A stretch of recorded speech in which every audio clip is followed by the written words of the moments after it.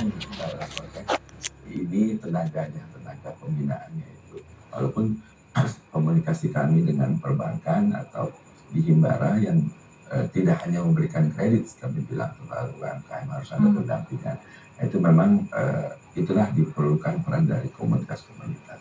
Untuk di kota tentunya tidak terlalu mengkhawatirkan. Di pedesaan tantangannya masih sangat lumayan sih, tapi potensinya untuk dikembangkan saya kira sangat besar. Saya melihat konteksnya kalau di pedesaan itu yang paling penting adalah akses terhadap jaringan tersebut tadi. Yang kedua literasi.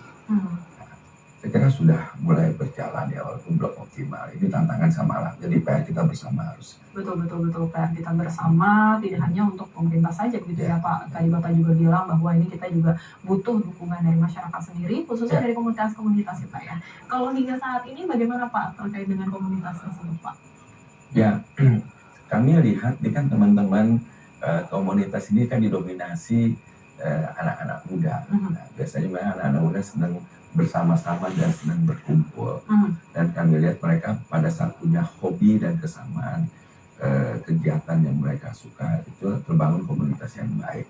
Dan saya lihat UMKM banyak terbangun dari komunitas, terutama dalam konteks pembinaan. Banyak produk lah yang bisa dilahirkan, apalagi sekarang sudah banyak produk-produk yang ekonomi kreatif itu luar biasa ya, tapi bagian dari itu. Produk digital misalnya, itu banyak terbangun dari komunitas-komunitas. Kalau yang dulu yang agak tradisional kan produk-produk UMKM hanya sebatas produksi. Tapi dengan adanya komunitas, plus banyak sosial media, ada kesempatan untuk berkomunikasi di situ. Komunitas ini kan tidak melulu harus sifatnya online, offline ya.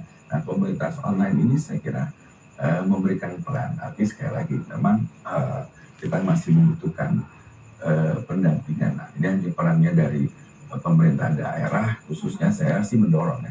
Pada beberapa kesempatan saya mendorong pemerintah daerah supaya membangun sentra-sentra UMKM, sentra-sentra ekonomi kreatif, sehingga komunitas itu bisa berkumpul di sana, mereka bertukar pikiran secara offline, tapi juga dibangun juga ini kan platform-platform digital yang ada juga mereka sebenarnya banyak memberikan pembelajaran. Tapi ini kan cukup mudah dan cukup rendah barriers-nya untuk entry kepada industri yang sifatnya digital tadi. Oke, baik Pak Rida, ini dialog kita semakin menarik, tapi kita harus jeda terlebih dahulu. Jadi pemirsa jangan kemana-mana, tetaplah menyaksikan COVID CNBC Indonesia.